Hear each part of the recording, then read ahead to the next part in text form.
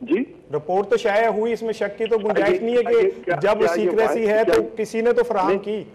मुझे ये बताइए, क्या पहली बात हुई कि जो रिपोर्ट शाया हुई उसमें किसी सियासी आदमी का नाम लिया गया? वो इशारे तो वाज़ेह थे मखसूस लोगों की तरफ उस रिपोर्ट में। उस रिपोर्ट में किसी आदमी का नाम नहीं लिया गया और किसी की तरफ कोई इशारा नहीं है। दोबारा उठा लीजिए न्यूज अखबार को, एक एक लाइन उसकी पढ़ लीजिए, उसमें किसी की तरफ इशारा नहीं है। एक बात। दूसरी बात कि क्या सिर्फ ये वाहिद रिपोर्ट है जो अखबार में छाया हुई है?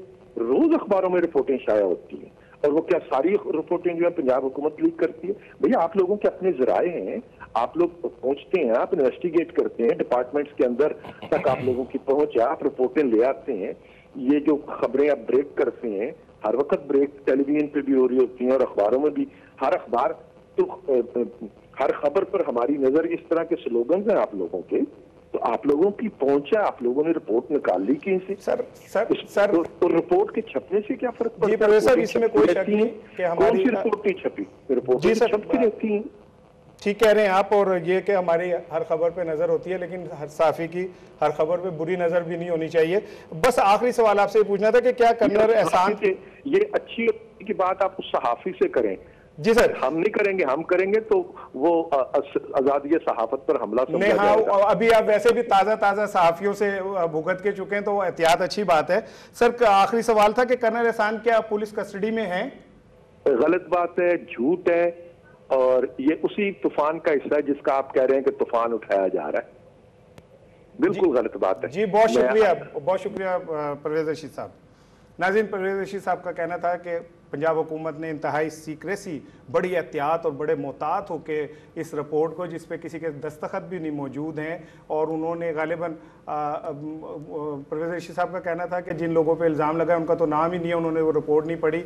लेकिन ताहम ऐसा भी लगता है कि शायद पंजाब हुकूमत ने खुद भी रिपोर्ट नहीं पढ़ी, क्योंकि वो उस पर किसी के दस्तखत नहीं थे, वो ऑथेंटिक नहीं थी, और उसको ISI को भी फराहम कर दिया गया, साफ़ियों को भी फराहम कर दिया गया। एक छोटा सा ब्रेक लेंगे, ब्रेक के बाद आपकी खिदमत में दोबारा हाजिर होते हैं, तब तक हमारे साथ रहिएगा। वेलकम बैक नाजरीन। नाज़रीन, हमारे शो को ज्वाइन किया है पीपल्स पार्टी पंजाब के सेक्रेटरी इत्तलात डॉक्टर फ़खरुद्दीन साहब ने। Welcome to the show sir. Doctor साहब, परवेज रशीद साहब से बात हो रही थी, उन्होंने कहा कि जो रहनुमा बात कर रहे हैं गवर्नर पंजाब, उनका तो नाम ही कहीं नहीं है। चोर की दाढ़ी में तिनके के मिसदाक वो खुद ही बोल पड़े हैं गवर्नर साहब, वो कहते हैं उनका तो नाम ही नहीं है कहीं रिपोर्ट में। मैं ये समझता हूँ कि राना साहब, ये रिपोर्ट जो आई है ये एक बहुत बड़ी साजिश है, और इसमें वो अनासिर, वो एक ख़ास मीडिया ग्रुप के कुछ मेंबर्स जिनको जमहूरियत रास नहीं आ रही, जो हमेशा से इस सोच में लगे हुए हैं कि इसको डीरेल कैसे किया जाए, ये उनकी इजाद है। ये रिपोर्ट बिल्कुल बनी है, लेकिन गवर्नर पंजाब बाबर रहमान साहब और मुझे इसमें नामजद किया गया है, और इसको ये कहा गया है कि जनाब ये लोग जो हैं ये शायद चीफ जस्टिस ऑफ पाकिस्तान के कत्ल में की साजिश में शामिल हैं। आप भी जी, मैं भी उसमें शामिल हूँ। राना साहब, मैं सबसे पहले तो शुक्रगुजार करना चाहता हूँ कि पाकिस्तान पीपल्स पार्टी से हमारा ताल्लुक़ है, और पाकिस्तान पीपल्स पार्टी एक फाशिस्ट पार्टी नहीं है। पाकिस्तान पीपल्स पार्टी एक मुकम्मल जमहूरियत पसंद पार्टी है, और पाकिस्तान पीपल्स पार्टी के जो अहदेदारान हैं उन्होंने एक बाकायदा ट्रेनिंग, एक प्रोसीजर में से निकल के वो यहाँ तक पहुँचे हैं। तो ऐसे लोगों पर, जो पॉलिटिकल लोग हैं और जो पॉलिटिकल अवेयरनेस रखने वाले लोग हैं, उनसे ये एक्सपेक्ट करना कि वो किसी को वो हम आपसे एग्री करते हैं। आपकी और चीफ जस्टिस साहिबान की जो मोहब्बत है वो भी सारी दुनिया को पता है कि आप इंतहाई मोहब्बत कर रहे हैं। हाँ, हमारे जस्टिस साहिबान से। राना साहब, हमारी मोहब्बत इस हद तक है कि हमारे लोग शहीद हुए उनकी चीफ जस्टिस साहब की बहाली की तहरीक में। मैं खुद नज़रबंद रहा 3 महीने तक कोट लखपत जेल में, ठीक है। हमारे घर पुलिस की रेड्स हुई, हमारे बच्चों को जो है ना वो अजियत का निशाना बनाया गया। लेकिन मैं आपसे गुज़ार करना चाहता हूँ, हमारे कारकुनान थे जिनकी टांगें कटी, जिनके जिस्म के औज़ा कटे चीफ जस्टिस साहब की बहाली की तहरीक में। हमारा किसी किस्म का कोई रिफ्ट नहीं है, हमने उनकी बहाली में अहम किरदार अदा किया, और हम ये समझते हैं कि आज़ाद अदलिया जो है वो मुल्क के लिए बेहतरीन होती है, और हमने उसके लिए जद्दोजहद की है। हमारा किसी के साथ कोई रिफ्ट नहीं है। अच्छा, ये क्या वजह है जिन लोगों की इस सारे सानहे में टांगे कटी जद्दोजहद में, आज वो तो चलने के भी काबिल नहीं, लेकिन उनकी जो व्हील चेयर है वो भी ऐवान सदर में नहीं जा सकती? नहीं, ऐसी कोई बात नहीं है, सब कोई जाता है ऐवान सदर। ये इस वक्त चूँकि हम इसके ऊपर डिस्कशन नहीं कर रहे, अगर आप इसके ऊपर कोई प्रोग्राम करेंगे तो उसके ऊपर मैं आपको इसकी भी वजाहत करूँगा। मैं खुद एक कारकुन हूँ और मैं तो ऐवान सदर। अच्छा, आप 3 लोगों का नाम है, नामजद हैं आप लोग, तो आप अदालत में क्यों नहीं जा रहे इतने बड़े? देखिए, हम तो सबसे पहले तो हम ये कह रहे हैं कि ये रिपोर्ट आई कहाँ से है, इसके मकासद क्या हैं, इसको फाइंड आउट किया जाए। हमने तो खुद एजेंसीज के दरवाजे खटखटाए हैं, हमने ISI को कहा है, हमने दूसरी एजेंसीज को कहा है कि इसको पता किया जाए कि ये आई कहाँ से है, इसके मकासद क्या हैं, किसने बनाई है, क्यों बनाई है, इसके पसे पर्दा कौन लोग हैं, उनको स्क्रीन पे आना चाहिए। ये राना साहब, आप ये बात देखिए, तमाम चूँकि हमारी गवर्नमेंट तमाम बातों को इस वक्त फाइंडिंग पॉइंट पर ला रही है, लास्ट स्टेज पे हैं तमाम फैसले जो आज तक पाकिस्तान की तारीख में नहीं हुए थे, वो हमारी गवर्नमेंट और हमारी पीपल्स पार्टी की गवर्नमेंट जो है वो इस वक्त करे। लिहाजा इस दफ़ा हम ये भी कहेंगे कि ऐसी साजिशें करने वाले अनासिर को हम मंजर आम पर लाएंगे। अच्छा, नहीं, परवेज रशीद साहब का तो कहना है कि आप लोगों का तो नाम ही नहीं है, आप लोग क्यों इतने जज्बाती हो रहे हैं? कहता है इस वक्त नजम सेठी साहब का प्रोग्राम देखें, उसमें उन्होंने सारा वजाहत की है। नहीं, आप सहाफियों के ऊपर क्यों रिलाई कर रहे हैं कि वो जो कह रहे हैं वही आपका किबला है? आप लोग खुद जाती तौर पे जो है आप लोगों की स्टैंडिंग कहां है? हम यही तो कहते हैं, या फिर हमें वजीर आजम बना दें, किसी एक सहाफी को सदर बना दें, किसी को गवर्नर बना दें और इनके पीछे चलना शुरू कर दें? सर देखें, बात यह है कि हम तो ये कह रहे हैं कि ये क्यों लीक हुई, ये लीक क्यों हुई?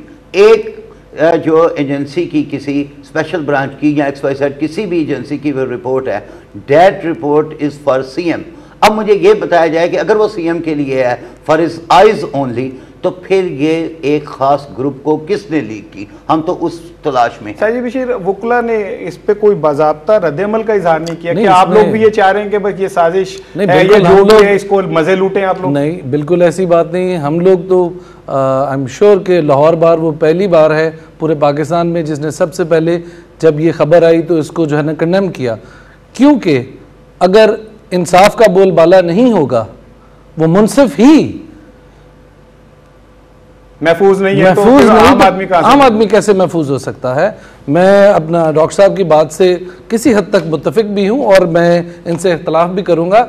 इसमें कोई शक नहीं है कि फैक्ट फाइंडिंग होनी चाहिए, पता चलना चाहिए कि कौन लोग हैं जो इस रिपोर्ट को तैयार करने वाले। लेकिन खुदारा आया, ये जो लीक हुई है, ये क्यों लीक होती हैं ऐसी चीजें? तो इसका मतलब है ये इट्स ओपन सीक्रेट। यही तो हम चाह रहे हैं कि इसको ये ओपन सीक्रेट है जो लीक हो गया। अच्छा, नहीं, जिन्होंने ये लीक किया उनके क्या मकासद थे, वो क्या चाह रहे थे, क्यों लीक की थी? सर वो यही मकासद उनके यही थे कि वो इस सिस्टम को, उनके पेट में मरोड़ उठ रहा है, वो नहीं चाह रहे कि जमहूरियत जो है वो अपनी पटरी पर चलती रहे, वो इस सारे सिस्टम को डिरेल करना चाहते हैं। इससे जमहूरियत को क्या नुकसान होना था? इससे तो अगर मैं ये कहूं कि ये रिपोर्ट पीपल्स पार्टी ने खुद लीक कराई, क्योंकि इससे पीपल्स पार्टी को तो कोई नुकसान नहीं हुआ, पंजाब हुकूमत जो है वो दिफाई पोजीशन में चली गई है, उनको लेने के देने पड़ गए, आप लोग तो एक बार फिर बाइज्जत बरी हो गए सारे केस से। अगर ये रिपोर्ट आने से पहले, अगर खुदा ना खास्ता आजकल जो मुल्क के हालात हैं ये हो जाते, तो मुझे बताइए कि इस रिपोर्ट की बिना पर किसको निशाना बनाया? नहीं, ये रिपोर्ट तो तब खतरनाक होती ना जब